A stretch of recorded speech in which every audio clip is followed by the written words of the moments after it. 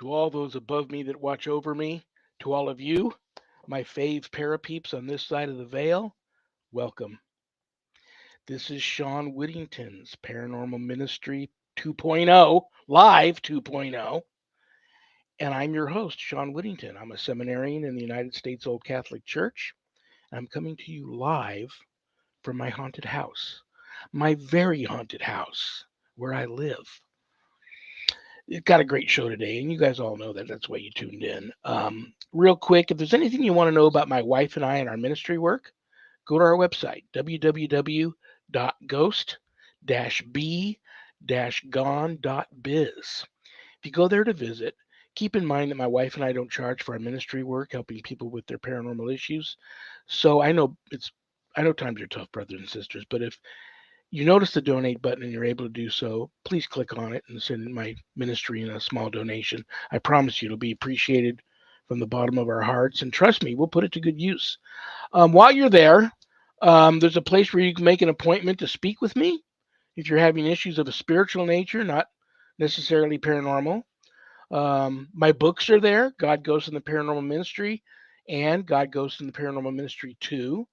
If you buy the books off the website, they come to you autographed, enclosed in a beautiful house blessing kit.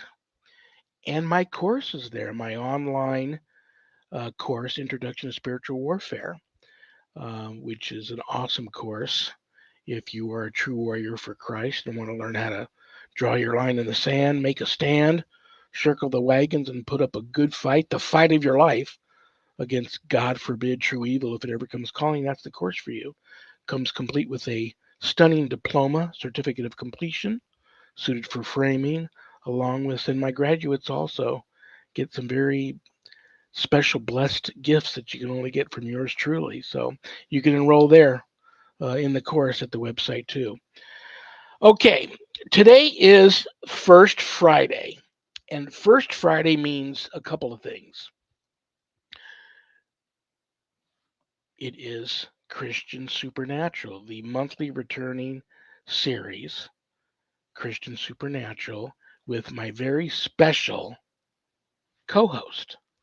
So, without further ado, please give a big, warm paranormal ministry family welcome to the one and only EIRA WULFNOTHSSON. Here we are. Howdy. What's going on? Oh, we're angels and aliens today. Very cool. Very, very cool. You know how I roll here. Let me tell her. Let me click on the. I just how long have I been doing this show? And I never knew that I could click on this one button and see comments. All this Huh? time I've been waiting for Zach to put them up on the screen for me if he thought they were important enough. Or Yeah. but I've got private chat that I can send him a private message like, um, you know, whatever. And then I've got this other one that I can click and I can see people what they might say too, which, hey, you learn something new every day. That's why Zach's here because I have no clue how to do all this stuff. Anyway, um, you look very pretty today. I'm so happy. Really look forward to First Friday. I always look forward to my second Monday of the month show with Dr. Joy. Oh, yes. I've only got two Monday shows now a month because I'm trying to free myself up to do, be more involved in my seminary studies. But I try to book every Friday. But my first Friday show is always a big one for me, and I always get so many people reaching out afterwards that just love you. Oh, So, wow. That's and you lovely. know that I went through.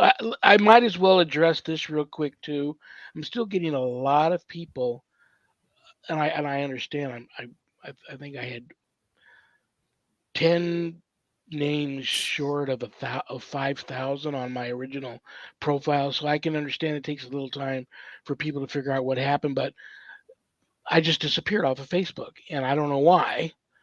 I was actually one morning working on Facebook talking to a friend.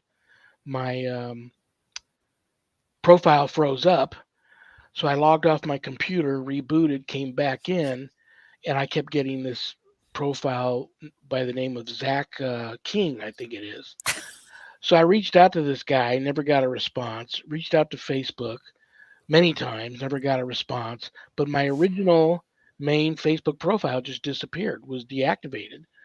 So people can now find me on Lawrence Maurice, Sean Patrick Whittington, which was also a profile I had for many years as a tribute to my parents. But now I'm exclusively there now if people are trying to hunt me down.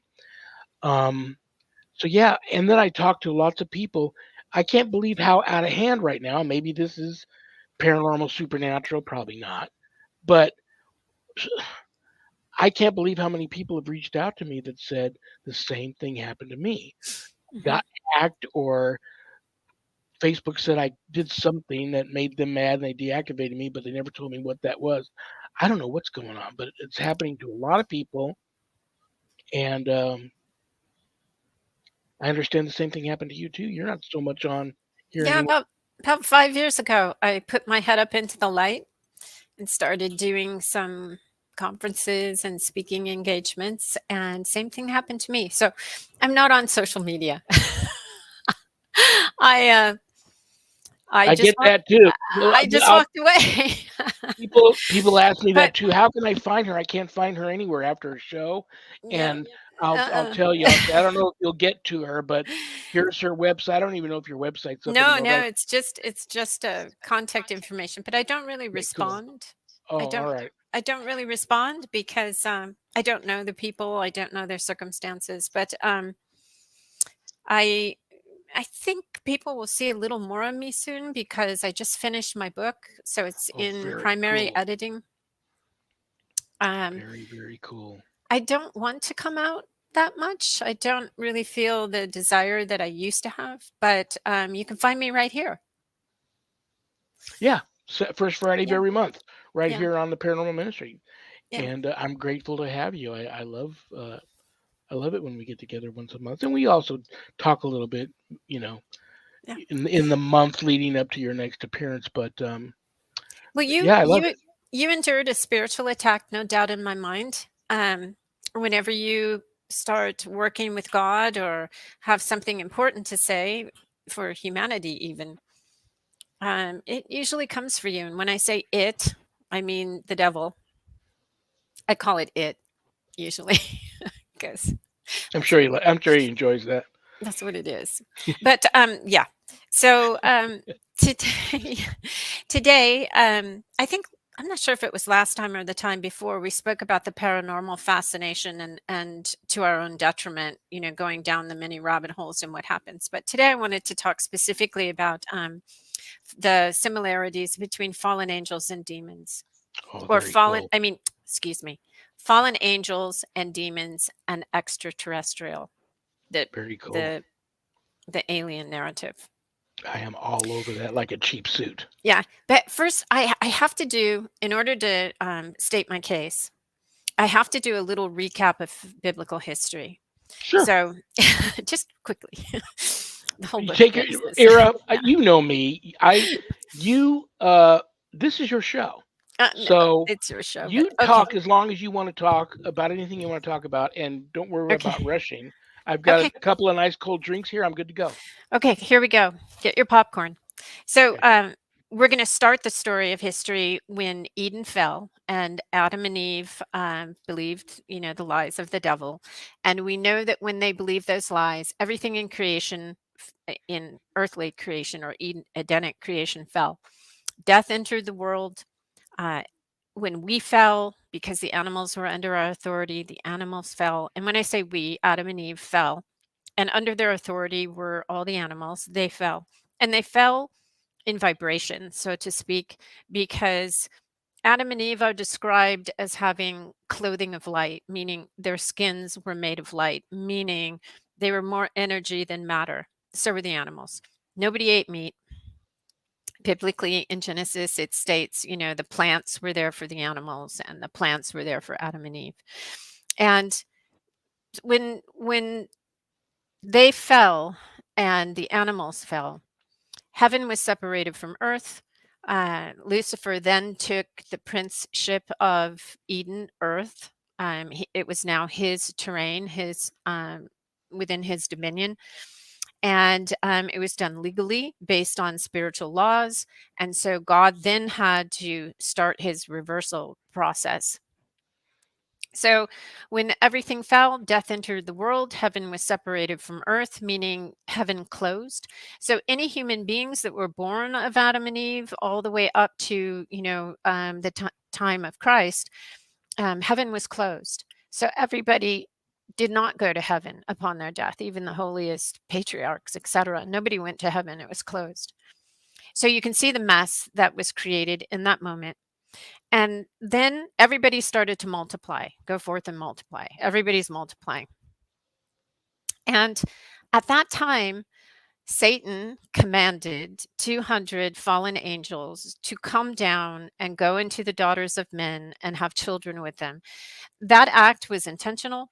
And when that happened, magica came down to us. There's a passage in the Bible that talks about pharmakeia, sorcery, metallurgy, which is alchemy. Um, all the divine arts and sciences were brought down at that time so we would be able to understand magica. It was brought down in order to create the desire for power and control amongst all the people. It was brought down to create the idea that you can be your own God and control the forces and each other. And so it was an evil thing when the 200 fallen came down and they went into the daughters of men and had children with them. The Nephilim were created, their children, which were flesh and blood beings, yet they had the characteristics of their fallen fathers. Their fallen fathers are fixed in evil because they chose evil. 1/3 of the angels fell in that first fall. And so these Nephilim were not created by God. They were created by Luciferian forces. They didn't have souls. So when they died, they became spirits that wandered the land. Some say they went to Tartarus in the mythology, but basically, a demon is a different species than a fallen angel. A fallen angel is created by God. Therefore, the demons are different because they were created by fallen angels. So that's one way to create um, a being that has no soul, that is not of God, that is alive and physical and operating on the earth. And that's a data point for the conversation we're going to have about these extraterrestrial narratives in a moment. But we waited thousands of years as everybody multiplied and was wicked, and Nephilim were on the earth. God sends a flood. He busts a move, he gets rid of them, he gets rid of the Nephilim on the earth. But it says in the Bible, they were there before the flood and they were there after the flood. So what does that mean? How could that be? If he destroyed them in the flood, we have to assume with logic and reason that they did it again somehow in some fashion, whether it was unique from the way they did it when they went into the daughters of men, but they did it somehow where they were creating, by definition, Nephilim beings, which would be human bodies without souls that were not created of God. Another data point. So then God comes as man, as Christ, and he reverses many things when he suffers on the cross and does his work on the cross. He gets the kingdom back from Lucifer legally by doing this sacrificial act, taking our sins upon ourselves. Heaven is now open. And you could say Christ has won the kingdom back, so to speak. Well, there's a battle that's still going on all around us. I call it the battle that's over, but not over yet. So, like all battles, epic battles, there are battles that rage on afterwards until the enemy cannot battle anymore. As we know, the fallen angels and the demons are still among us. And we also have human diabolic people who I call the busy bees or our evil overlords that are also working with the demons and the fallen angels that are still among us. We're in an epic battle. It's a real battle, and it's happening on all three planes of existence. It's happening in the spiritual, where the angels are battling, and it's happening here in the physical as we do battle. And so, what is our purpose in understanding spiritual warfare? what is our purpose in being called to a battlefield when Christ won the war and got the kingdom back?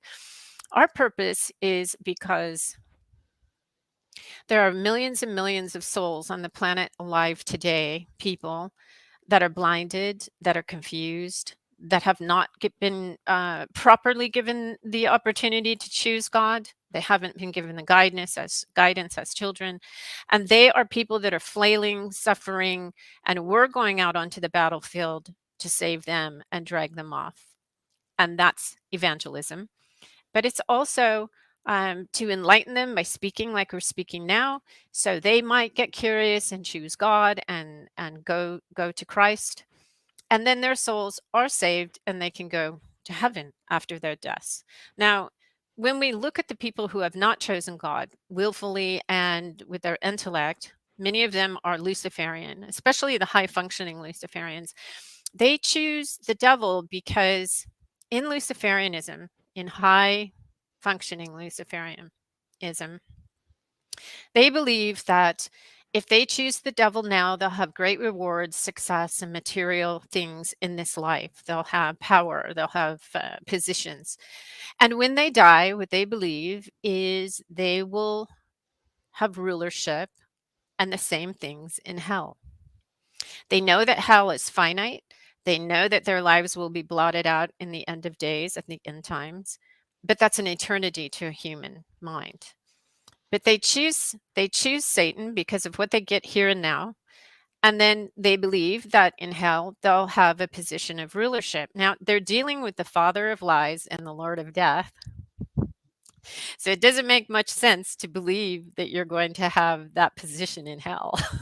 It's not like you're dealing with someone who's telling you the truth. So, with that said, the busy bees are working avidly alongside the fallen as well as the demons. And the demons are a different species than the fallen angels. They're very they're infantile, they're mischievous, they're disgusting and debauched.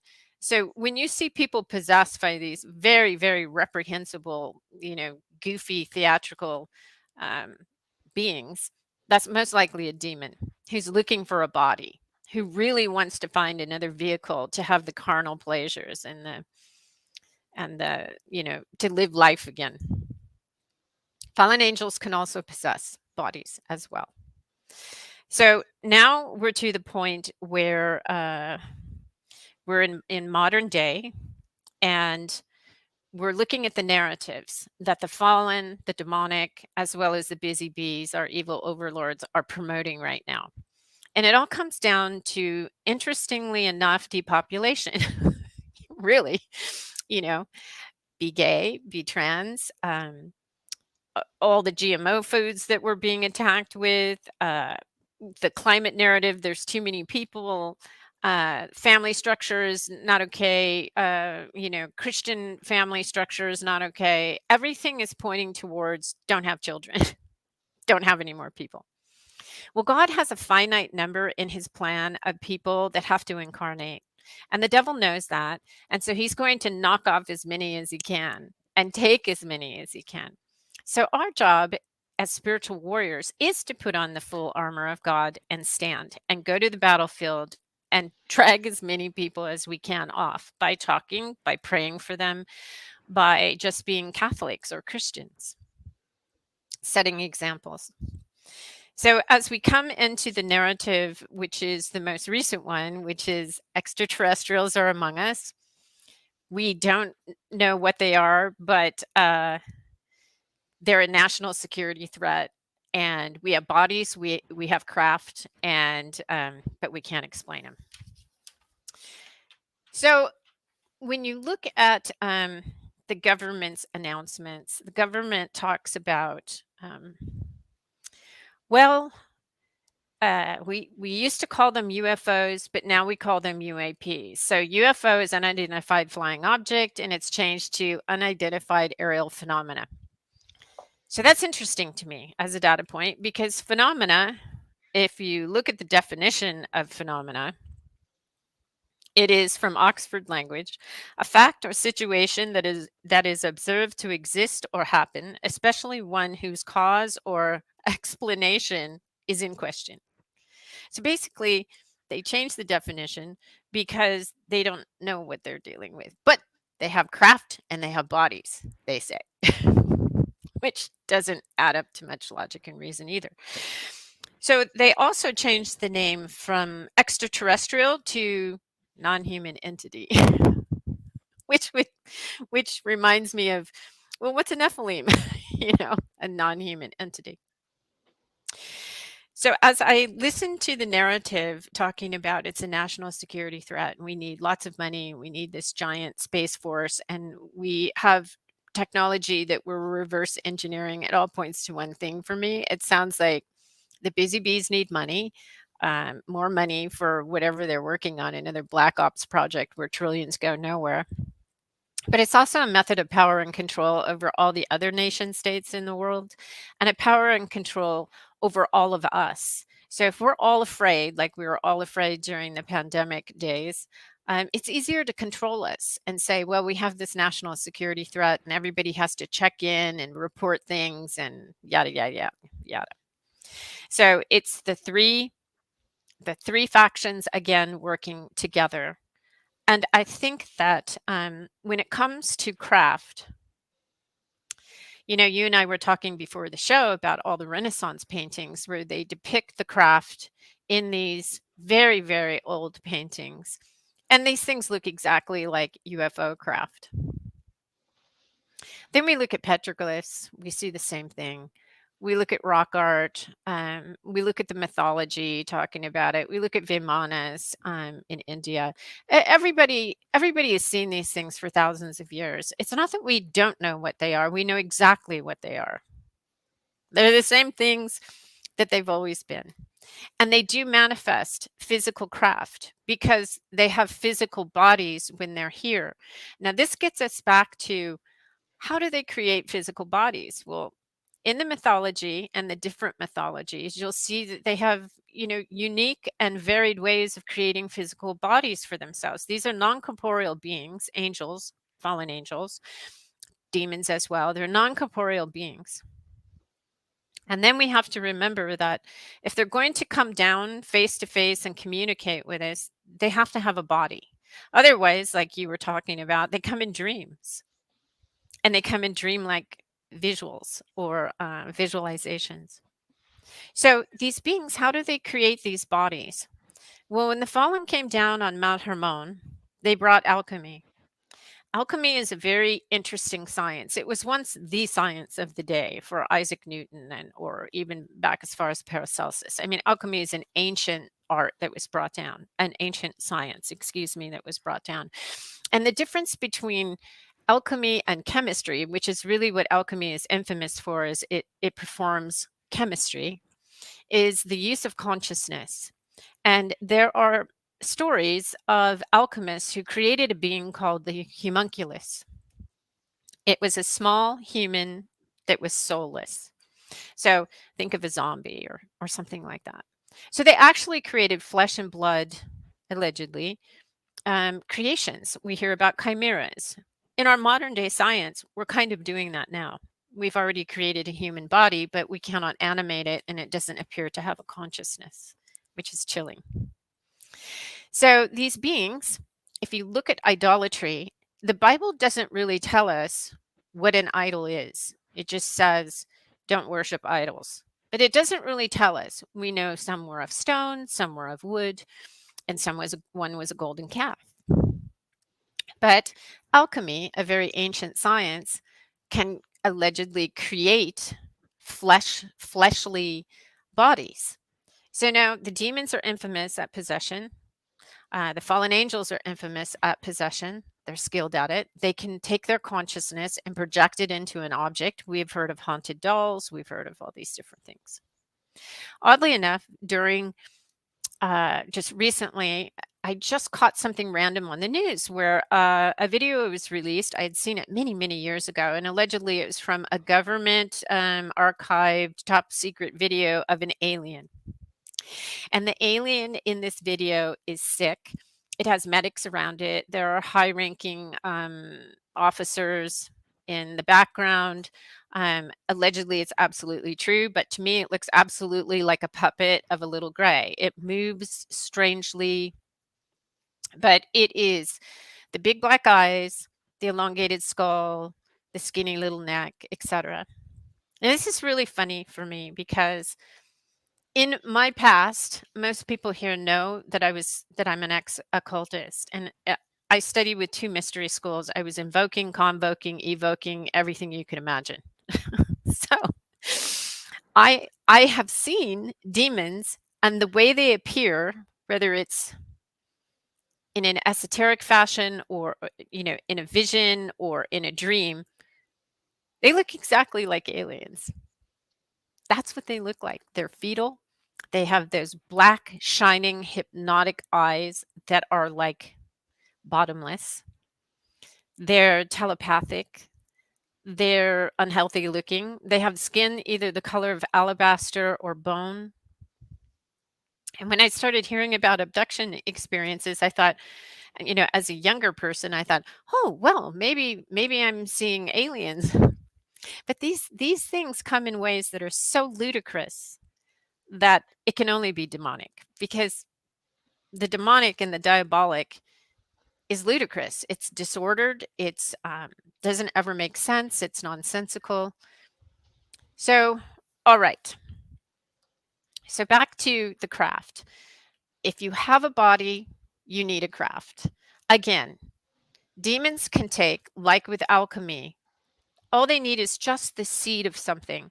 And through consciousness and chemistry or biology, they can create a craft. Now, we're not just dealing with other human beings, we're dealing with creatures that are so intelligent, so supernaturally powerful. Satan himself was second only to God in intelligence. Now, I'm not saying his intelligence was this close to God, it was probably like this far from God. But compared to us, we are dealing with something whose intelligence is off the charts. We can't even imagine the realm of intelligence that he exists in. So the narratives, the warfare on three levels, physical, spiritual, and intellectual. We're seeing this happening. It's like we're playing chess with something on three planes of existence all the time. That's why. So could a fallen angel come down here in consciousness non-corporeally and then create a body for himself, which then needs a craft to transport that body? Absolutely. If the mythology is correct, as a Catholic, as a Christian, I believe the mythology is correct, or even scripturally, if you connect the dots.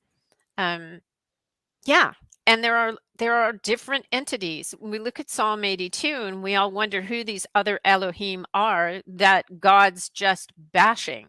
He's excoriating them. And those were the 70 that were assigned to the nations when God took Israel for himself, right? And those beings, those Elohim, sons of God, they were a punishment. They were fallen. So I can't say what happens in the social circles of heaven, but I do study deeply demonology and angelology, and I get to this cumulative point where, as a philosopher, I'm looking at it going, okay, well, if it's not this, then it's this. So today's alien narrative, either the government is lying about having bodies in craft, or there is an explanation for the bodies in craft, and it's not anything in the natural realm. It's not anything that the government could explain how that craft was created. Now, why would they give us craft? Why would they just leave a crashed craft? If you're an advanced extraterrestrial from planet 20 trillion miles away and your craft crashed and you somehow made it across time and space without, smashing against the wall or your craft blowing up or hitting asteroids, and not only that, you survived a journey that could take zillions of years, would you wouldn't you have the capability to retrieve that craft and just make it disappear like you do your other craft? Yeah. So why would a crashed craft be left here if they're indeed fallen angels? Well, we go back again to the second fall on Mount Hermon when they went into the daughters of men, and they brought us magica, which was for power and control, completely drove the world into wickedness, over this power and control with all this magica, all this power. These were primitive people. They were given tools to do warfare. They were given metallurgy. They were taught how to make swords and shields and things like that. Well, here we are in the modern world. Somebody comes and teaches us that stuff, we're going to laugh. But you leave us an alien craft that's equal to their sword and shield back then. You leave us something that we can think is from another planet and we can reverse engineer it. What are we going to do with it? We're going to go with power and control. We're going to go with monetizing it. And then we're probably going to destroy ourselves with that technology. And that's why we're left craft. Either our government knows that these craft are from the fallen or they don't. But either way, they're going to have the same trajectory outcome of eventually it not being in our best interest. So we have an explanation for the bodies, idols. We have an explanation for the craft. But most of these beings have other similarities with the supernatural. So the things that, let me just check my notes and see if I missed a point here. So most of the people that are contacted by these extraterrestrials are given messages for humanity. They used to be nuclear is bad, and then it was about the earth, don't destroy the earth. And the people were told they're special. Both of these things have not been good things for us, really. You know, it's like we're looking at the whole climate change narrative, which really morphed into something destructive. And we look at the old nuclear narrative where we had nuclear power, and that's kind of morphing into something that's not very good because we're all going to use windmills and pollute the earth instead. Yeah. So the similarities, the supernatural similarities, the data points that I have noticed is the orb phenomena. So all of these reports between both angels, fallen angels, and aliens, there are a lot of orbs that show up within these things.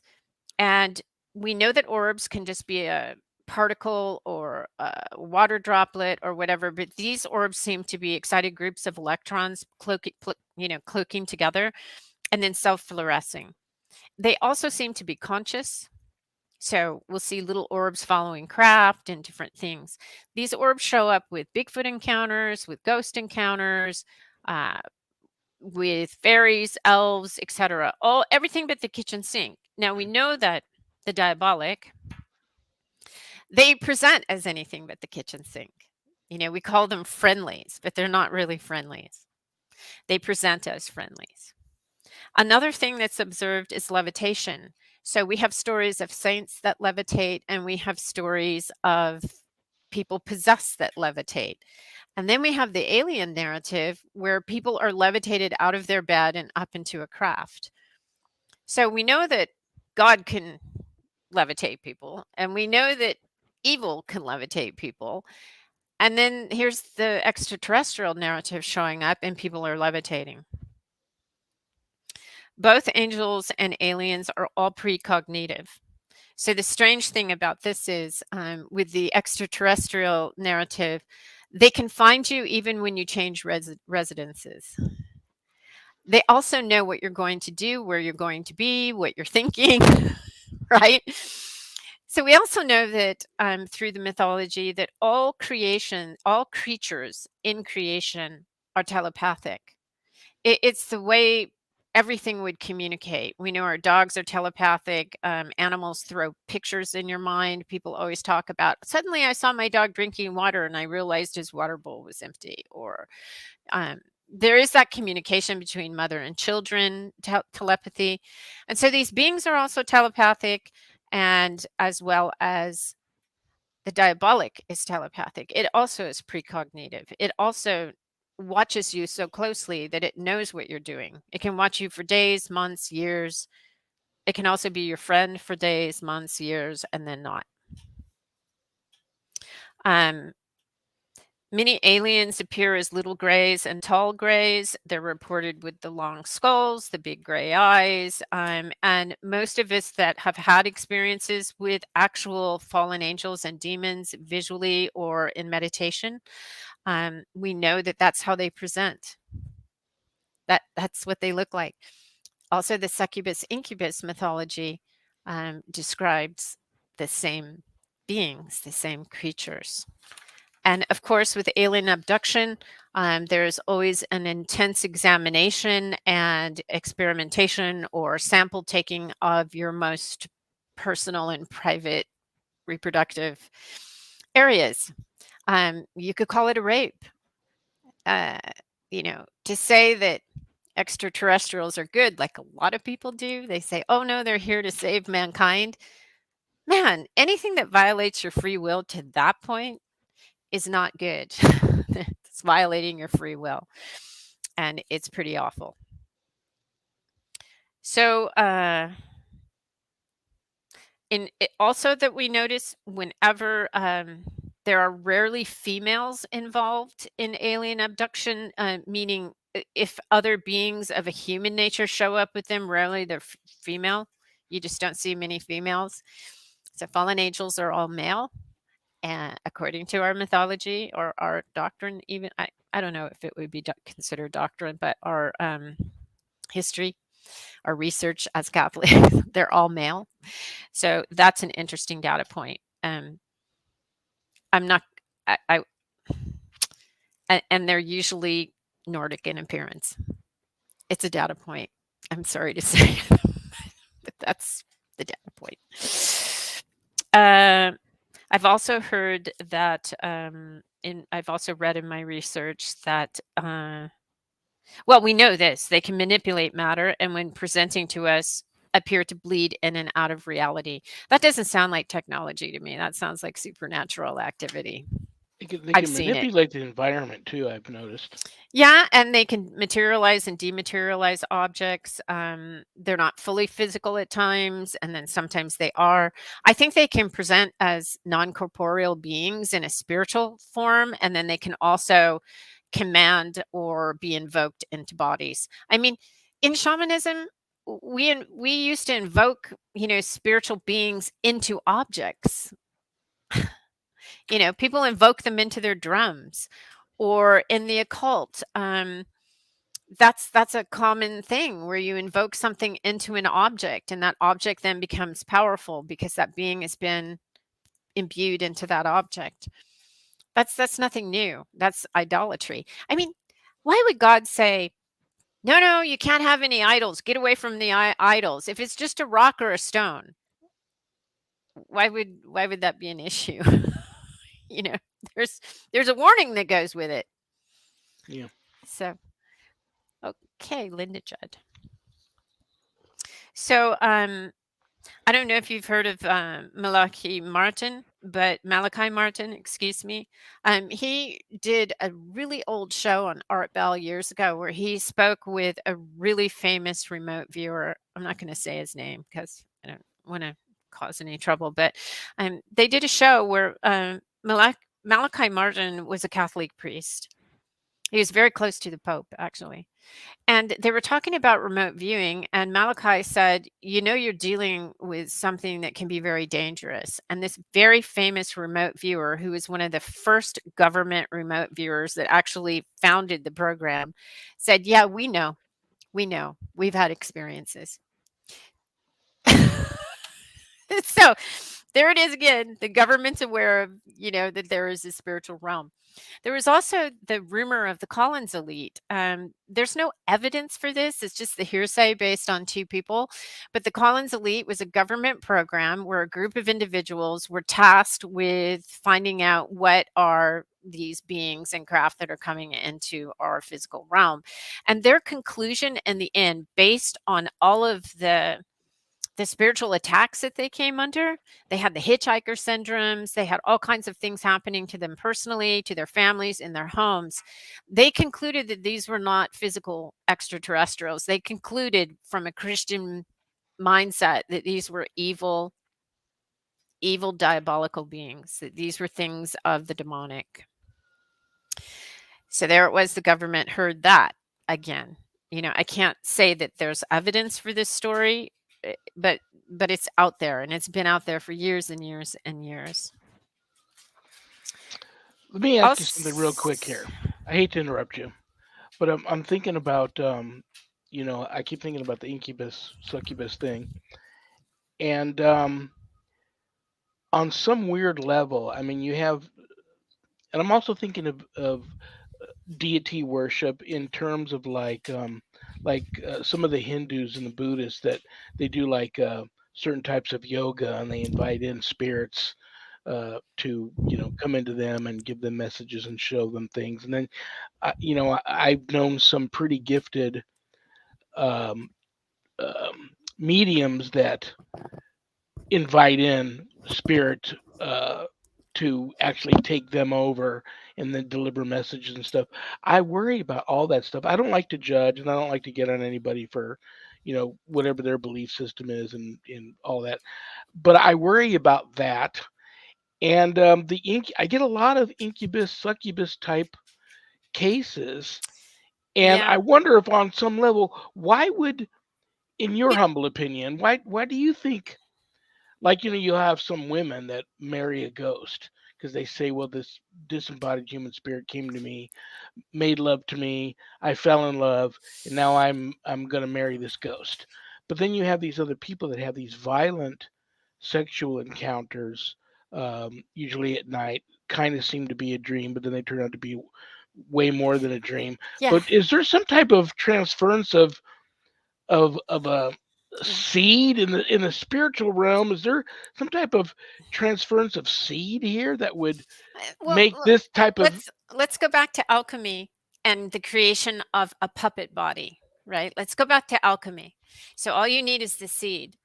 So if you're a spiritual being coming in looking for that seed source, it would either come from a human, or it would be a cattle mutilation or an animal mutilation. You need that little piece in order to create the homunculus or the puppet flesh body, according to alchemy.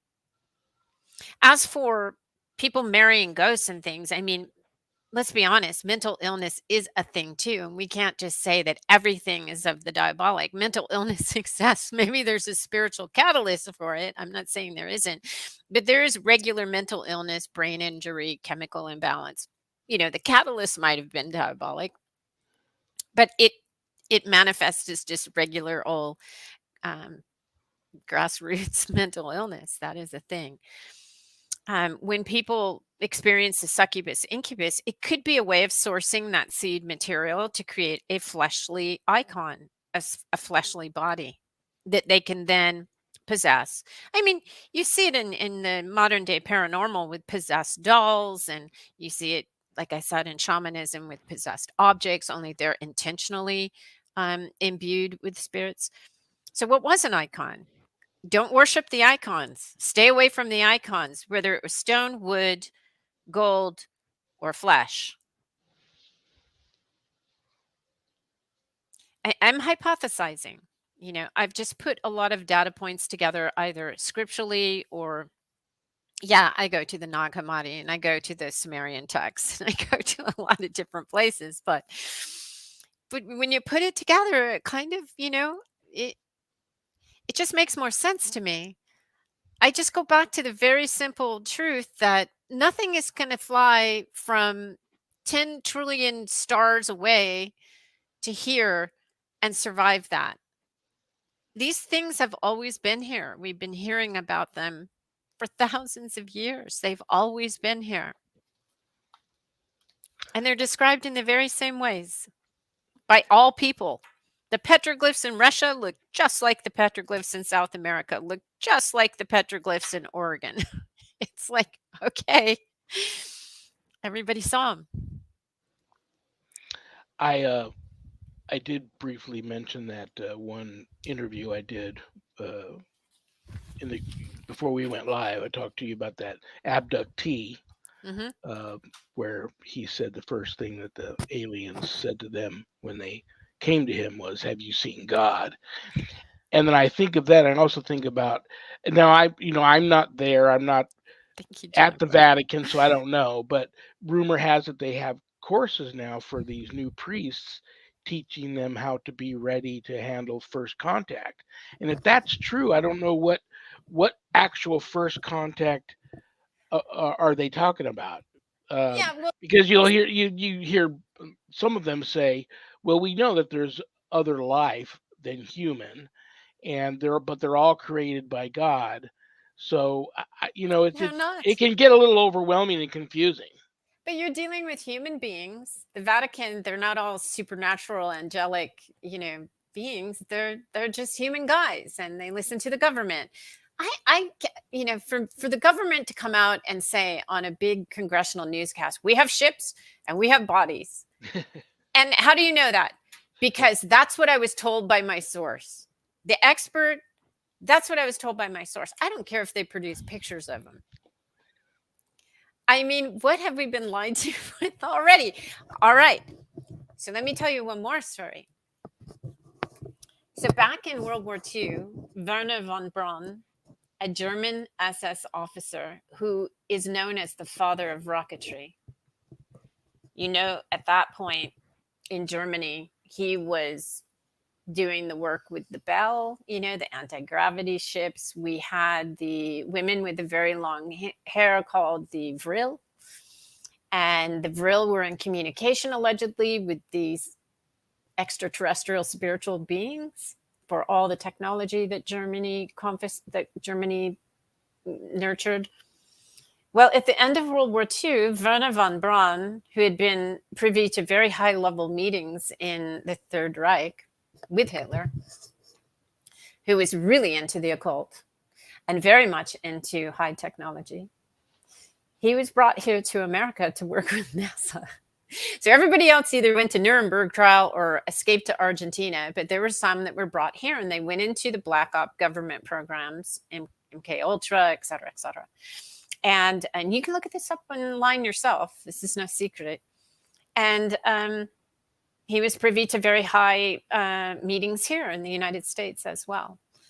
And he told his assistant, Carol Rosen, at the end of his life, he said, for power and control, the busy bees, our evil overlords, for power and control, they're going to try to get us to create space-based weapons. This is the father of rocketry, an amazing physicist. They're going to try to get us to create space-based weapons because then we'll just destroy the whole planet. But he said the first lie they're going to tell us is that it's the terrorists. The next lie they're going to tell us is that it's the Russians. The next lie they're going to tell us it's third world crazy countries. And the next lie they tell us is it's going to be an asteroid. Well, we've heard the asteroid one. That was 2012 and all of those years. We've heard the terrorist ones. We've heard the Russians. And we've heard the weird, crazy country one. And he said the last one that they're going to tell us that we need to build these space-based weapons for is because of aliens. And when I heard that, I used to think, they would never do that. That's so crazy. No one would believe it. People really want to believe. They're filling their spiritual holes with stuff like that. It's become a cult of idols. But he said, and the last card they're going to play, Carol, is the alien card. And it's all going to be a lie. The last card they're going to play, Carol, is the alien card. And it's all a lie. Let me ask you another quick question here. Just recently, I saw an interview with Dwight Eisenhower's daughter, not Eleanor, but Dwight, the one that was the general and was president. Mm-hmm. And she tells this story that she says comes right from his diary that she's only privy to. And she talks about a story that he wrote about.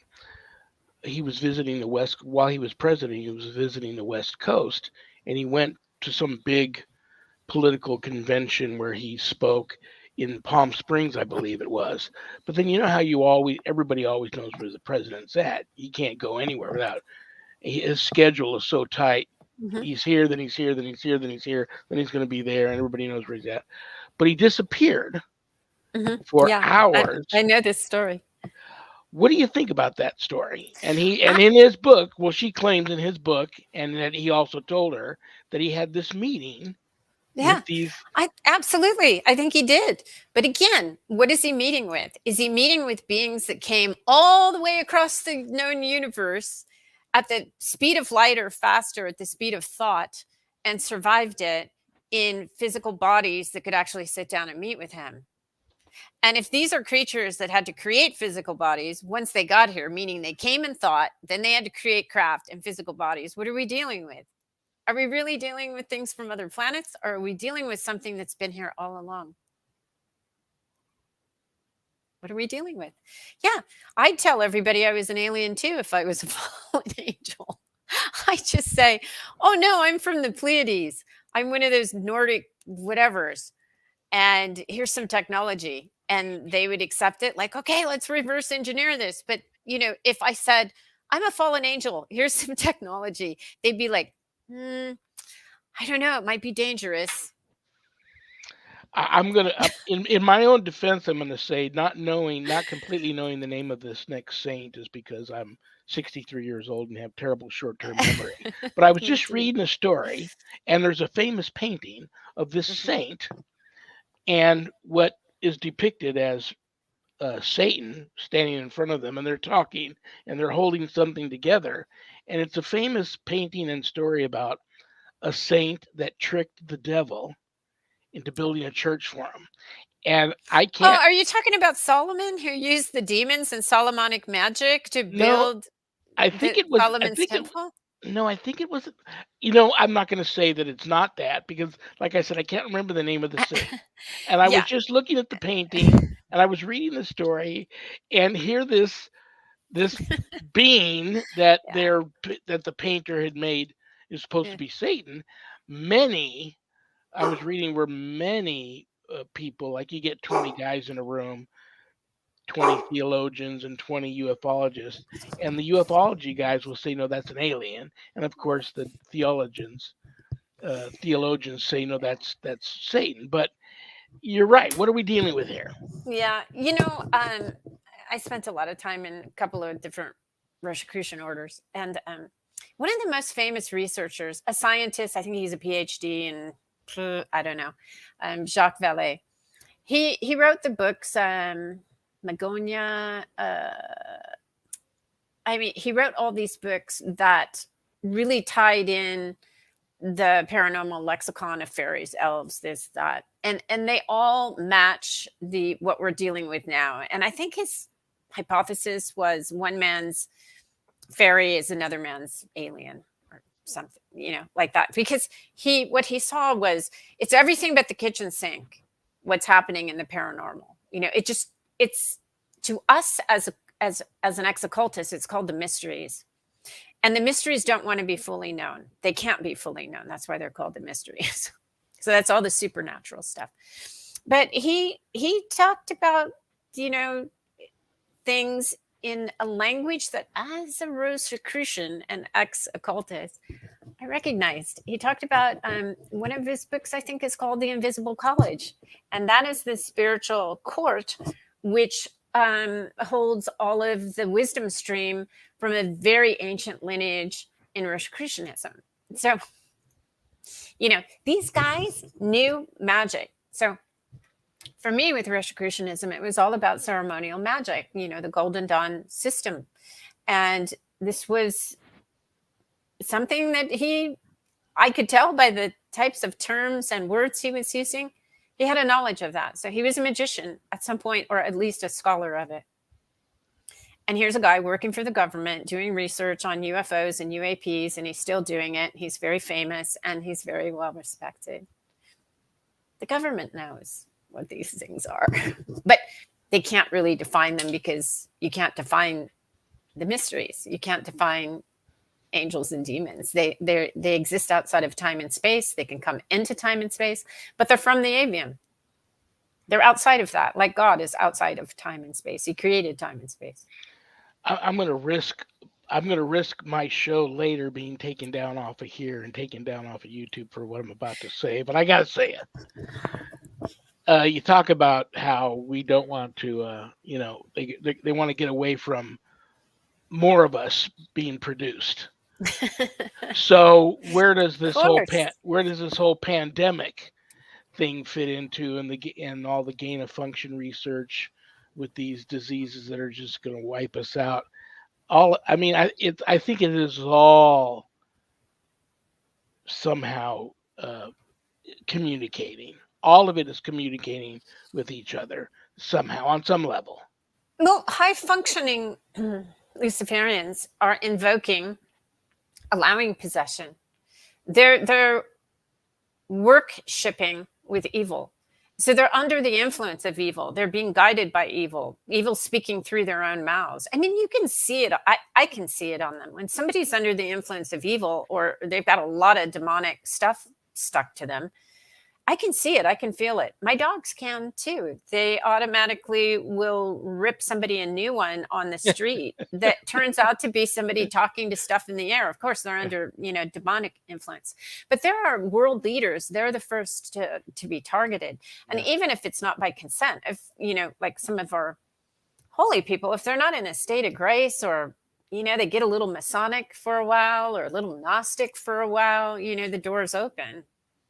There are doorways to allowing evil into your life.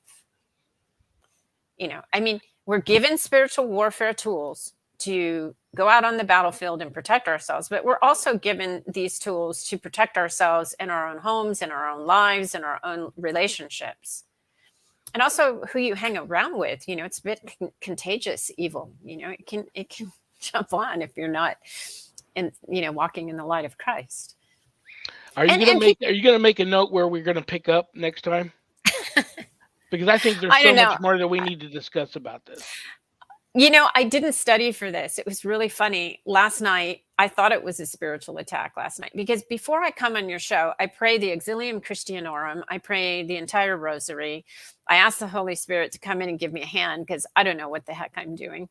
And I really prep. Well, last night I got nobody ever texts me. I'm not on social media. I don't get emails. I live this very quiet life. Suddenly I had a million texts, a million things were happening. I had to go help somebody with their cats, or something else happened. It was just boom, boom, boom, boom. The time that I had set aside to study. I always prep for anything I do. I always make sure I study, research, get my information. Well, I couldn't do it last night. And so today I thought, wow, it was a spiritual attack. But it actually wasn't, because I ended up speaking about, or in a way that I completely was not going to do had I studied. And I think that God guides us through it. Oh yeah. And so next time when you say we're going to pick up here, we're not doing the pickup. It's up to the Lord. Okay. He'll guide us to wherever he wants us to go. I mean, that's what we are. We're servants. We've offered ourselves to the When Lord. when am I gonna see you again? Let me see. I don't It know, is the first of the month. uh the 1st of September, Friday, September 1st. Okay. I love you. I I love you respect too. you. I want you to have a wonderful, wonderful remainder of your Friday evening and your weekend. Give your dogs all a big slobbery kiss from me. Yep. And I will see you next month. Yeah, and God bless you, your family, and your audience, and God bless Jennifer. Okay. All and, right, Era. and Zach. Thanks, Zach. All All right, right. I'll talk to see you you soon. later. Bye. Bye bye. I'll see you later. Ah, wow. My mind gets blown easy. Your mind is blown. That's hard. Yeah. Yeah. Okay. What do I want to tell you guys? Ah, I will be here next Friday, the 11th. Wendy Hollins of Lincolnshire Spirit Seekers. We're going to go to the UK and speak to Wendy Hollins next Friday, the 11th. Okay. Um, Friday, November 3rd. Well, actually, I'm flying into Louisville, Kentucky Thursday, November 2nd. And then Friday, then driving to um, English, Indiana where we will be at the Sycamore Springs Chapel. All of the USOCC will be there. I'm getting ordained into the diaconate that day, along with two other seminarians, and one of the current deacons is going to get ordained into the priesthood. So it's going to be a big, huge ceremony, a mass, and festivities, and it's just going to be a really, really cool time. So if you are near Louisville, Kentucky, or English, Indiana, and you want, it's open to the public. We're inviting everybody. You want to come and hang out with everybody at the USOCC and watch yours truly get ordained into the diaconate. You're more than welcome to come. That would be Friday, November 3rd, and then Saturday, November 4th, we're at the same chapel for Reverend Mother Elizabeth Winters is getting married. She's a priest in the USOCC, so that's going to be very cool. So I'll be flying in the 2nd, flying back on the 5th, but the two big days are Friday, November 3rd, and Saturday, November 4th. A big, huge USOCC event. If you want to take part in that, you can find out more about the church I belong to at usocc.org or bishopjameslong.com. The links to night prayer are there, which is every weeknight, Monday through Friday at 7 p.m. Pacific. The links to Bible study are also there, and Bible study is every Wednesday and Sunday afternoon at 5 p.m. Pacific. Okay. Thank you to Zach and Adrian Clayton, my co-producers. Zach's got a really cool website, communitypayitforward.us. Go check it out. Thank you to Things Network. Thank you to Temple of Phoenix Rising Entertainment. Thank you to Skeleton Key Network. Thank you to PACT, little p, capital ACT, Podcasting for All Coming Together channel. For all of these networks simulcasting my show, God bless you for doing that. And everybody still wants to get people reaching out to me all the time. How can I watch? I missed Eli Roth presents the Legion of Exorcists. How can I see it? Well, you can't anymore on TV. Season 1 is over. No, I'm just kidding. You can still, it's streaming on Discovery Plus and Max, and you can buy the whole season for like $10 on at Amazon Prime Video. So there you go. All right, guys. I know if I don't do this, I get people saying, "What happened to the joke?" So I'm going to leave you with another joke, a joke that one of you sent in. I'm going to pull out of this haunted carnival barker hat. My poor attempt to make everybody smile and laugh a little bit before I say goodnight. What does corn say when it gets a compliment? Aw, shucks. Good night, Danny. Good night, Jack. Good night, dog. Good night, Harold. Rest in peace. Good night, Ernie. Good night, Bill. Good night, Dan. I love you all. God bless you all. Peace.